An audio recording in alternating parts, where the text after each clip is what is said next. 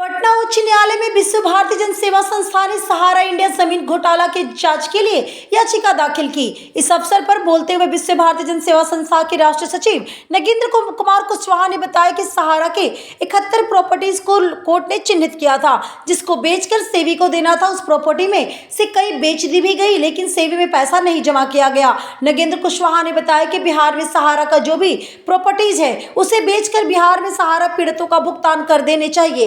इसके बाद उत्तराखंड उच्च न्यायालय में भी याचिका दाखिल करेंगे। सहयोगी निशा वर्मा के साथ दिलीप कुमार मिश्रा की रिपोर्ट। साथियों नमस्कार, मैं नागेंद्र कुमार कुशवाहा, राष्ट्रीय सचिव विश्व भारती जन सेवा संस्थान।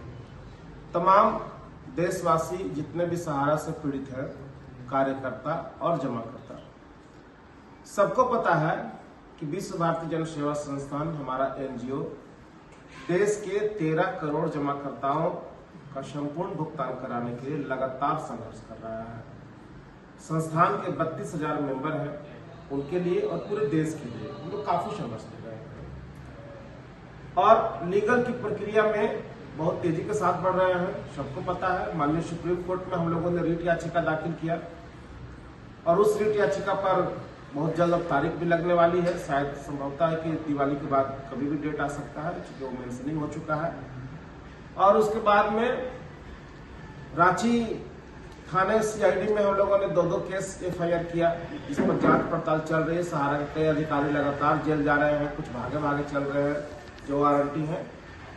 और उसके बाद भी हम लोग बहुत सारा न्यायिक प्रक्रिया में बढ़ रहे हैं बहुत तेजी के साथ में, जिससे कि आने वाले टाइम में देश के तमाम निवेशकों का भुगतान हो सके और जो देशद्रोही इस देश के 13 करोड़ जमाकर्ताओं का धन लूटे हैं उनको जेल में भिजवाया जा सके। इसी क्रम में साथियों, आप सबको पता होगा कि सहारा का जो जमीन था पूरे देश भर में, वो देश के निवेशकों के पैसे से खरीदा गया था। उन जमीनों को बेच करके सहारा के बड़े बड़े अधिकारी अपनी निजी संपत्ति बनाने का काम किए। उन जमीनों को बेच करके देश विदेश में पैसा ट्रांसफर करने का काम किए। इसके कई हम लोगों के पास सबूत आ चुके हैं। साथियों, आप सबको पता होगा या नहीं भी पता होगा तो जानकारी आप ले सकते हैं। 2013 में माननीय सुप्रीम कोर्ट ने सहारा के 71 संपत्तियों को जमा करवाया था सेबी के पास में, और एक कहा था कि ये 71 प्रॉपर्टी जिसका वैल्यू 2013 में 20,000 करोड़ रुपए था, ये प्रॉपर्टी नहीं बिकेगी और अगर बिकेगी तो माननीय सुप्रीम कोर्ट से उसके लिए आदेश देना होगा और उसका बिक्री किया गया जो राशि आएगा वो समस्त राशि सहारा सेबी के अकाउंट में डाला जाएगा। वो 71 प्रॉपर्टी का लिस्ट अगर किसी को चाहिए तो मुझसे पर्सनल व्हाट्सएप पे ले सकते हैं, जो सेबी ने हम लोगों को अवेलेबल करवाया। उसके बाद साथियों, कहानी कुछ और उसके आगे हुआ। उन 71 प्रॉपर्टियों में बहुत सारी प्रॉपर्टी सहारा ने बेच दिया बिना माननीय सुप्रीम कोर्ट का आदेश लिए हुए, और उन संपत्तियों को सहारा सेबी के खाते में नहीं जमा किया, 1 पैसा भी नहीं जमा किया। और वो पैसा से इनके जो बड़े बड़े अधिकारी थे वो अपनी निजी संपत्ति बनाए और उस पैसे को देश विदेश में ट्रांसफर करने का काम किया। साथियों, इन सारी चीजों का जैसे ही मुझे पता चला हम लोगों को कि सहारा ने एक बड़ा खेल खेला है सहारा की जमीनों के ऊपर, और हम लोग सोचते रहे कि सहारा की जमीन बिकेगी तो हम लोगों का पैसा मिल जाएगा।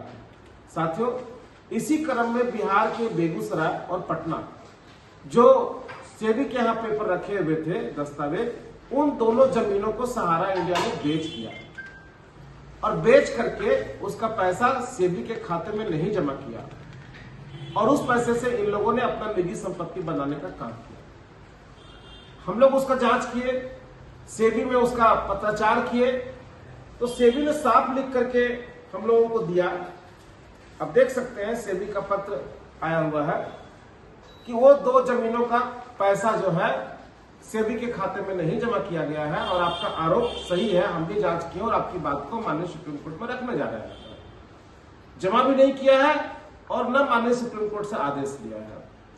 बिहार सरकार में हमने पत्राचार किया, चूंकि बिहार में एनडीए की सरकार है और वहां की सरकार इस बात को सुनना नहीं चाहती है। चूंकि भाजपा की सरकार जहां रहेगी वहां सहारा पीड़ितों को कष्ट उठाना ही पड़ेगा। काफी पत्राचार हमने बिहार में किया और वहां से दर्जनों दस्तावेज हम लोग को दिए गए पत्राचार के माध्यम से कि हम लोग इसके ऊपर कार्रवाई नहीं कर सकते हैं, ये मामला कोर्ट का है, इसीलिए आप कोर्ट में जाकर के अपनी बातों को रखिए। तो हम लोग सोचे कि अब करना क्या है, तो काफी मेहनत और संघर्ष करने के बाद पटना हाई कोर्ट में हम लोग कल एक रिट पिटीशन फाइल कर दिए।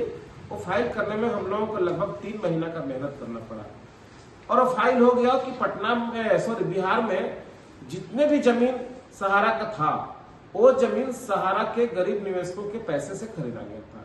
वो जमीन बिका, उसका पैसा कहाँ गया, वो जमीन बिका, उसमें कौन कौन लोग संलिप्त थे, ये सारी चीजों की जांच कराने के लिए और तमाम जमीनों को जो बेचा गया है उसको भी और जो बचा हुआ है उसको भी सबको रिकवर करवा करके बिहार के तमाम जितने भी गरीब निवेशक हैं उनका भुगतान उसी जमीन के बेच करके पैसे से करने के लिए हम लोगों ने अपना प्रे लगाया है।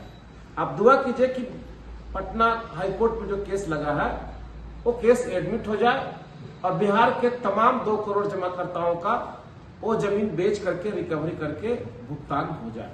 साथियों, मामला यही नहीं है, बिहार की केवल बात नहीं है। अभी मैं पुनः देख रहा था हरिद्वार उत्तराखंड में, वहां पे सहारा की 2 बड़ी जमीन थी जो गरीब जमाकर्ताओं के पैसे से लिया गया था और वो जमीन थोड़ा मोड़ा नहीं है, बहुत ज्यादा है। उन जमीनों को ही बेच दिया गया।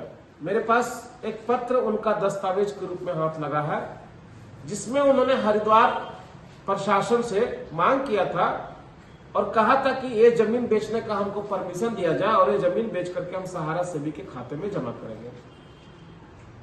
लेकिन दुर्भाग्य यह है कि एक तरफ वो सरकार से परमिशन मांग रहे थे वो जमीन बेच करके हम पैसा सहारा सेवी में डालेंगे, लेकिन वो दोनों जमीन को बेच करके 1 रुपया भी सेबी के खाते में नहीं गया। हमने आरटीआई किया सेबी को कि क्या उसका पैसा जमा हुआ है आपके पास में हरिद्वार और काशीपुर का। उन्होंने साफ लिख दिया कि इसके बारे में मुझे कोई जानकारी नहीं है और 1 रुपया भी जमा नहीं किया गया है। यानी कि जो कहानी बिहार में हुई थी पटना और बेगूसराय का, सेम कहानी हरिद्वार का भी है। तो हम लोग हरिद्वार के जमीन की जांच कराने के लिए, बाकी चीजों के लिए जिस प्रकार बिहार में हम लोग केस किए हैं, उत्तराखंड में भी हम लोग एक रिट फाइल करने जा रहे हैं कि उसकी जांच किया जाए और वहां का जमीन को जब्त करके हरिद्वार के उत्तराखंड के गरीब निवेशकों का भुगतान किया जाए। महाराष्ट्र, उड़ीसा, बंगाल, लगभग सब जगह इनकी यही कहानी है। जितने दस्तावेज मेरे पास मिलते जा रहे हैं उन सब पर हम लोग आगे बढ़ रहे हैं।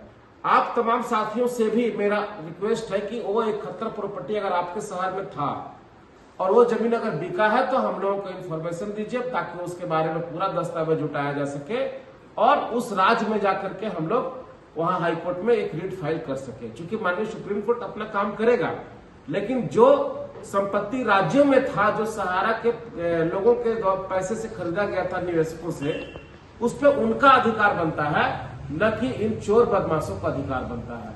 तो हम लोग उसके लिए भी आगे बढ़ रहे हैं। तमाम देशवासियों से जो सहारा के पीड़ित लोग हैं उनसे कहना चाहेंगे, साथियों हम लोग लीगल प्रक्रिया में बहुत आगे बढ़ रहे हैं। आप सब हम लोगों को मेहनत ताकत दीजिए और ताकत हमारा तभी होगा जब ज्यादा से ज्यादा लोग विश्व भारती जन सेवा संस्थान का मेंबर बनिए। आपका मेंबरशिप का जो 250 रुपया आएगा उसी पैसे से हम लोग लीगल में आगे काम करते हैं। पैसे अभी हम लोग के पास हैं लेकिन उतने नहीं है कि जिससे कि हम लोग इतना काम कर पाए। इसीलिए आप सभी साथियों से मेरा निवेदन है कि विश्व भारती जन सेवा संस्थान को मजबूत कीजिए, ज्यादा से ज्यादा लोग मेंबर बनिए ताकि इस लड़ाई को हम लोग फतह कर सके। सहारा को चारों तरफ से घेर करके इनकी संपत्तियों पर कब्जा किया जा सके। सहारा के अधिकारी जो हमारे जमीनों को खरीदे, सहारा का हमारे पैसे से लिया गया था, उससे जो निजी संपत्ति बना है उनकी संपत्तियों को अटैच कराया जा सके, तभी जाकर के देश का भुगतान कराना होगा और इसके लिए काफी बड़ी लड़ाई लड़ना होगा। तमाम देशवासियों से मेरा निवेदन है कि इस नेक काम में हम लोग को साथ दीजिए, ज्यादा से ज्यादा लोग जुड़िए, मेंबर बनिए। आप रिसबमिशन के नाम पर 400-500 रुपए दे सकते हैं, तो 250 रुपया विश्व भारती जन सेवा संस्थान को भी दीजिए और मेंबर बनिए। धन्यवाद साथियों, नमस्कार, जय हिंद।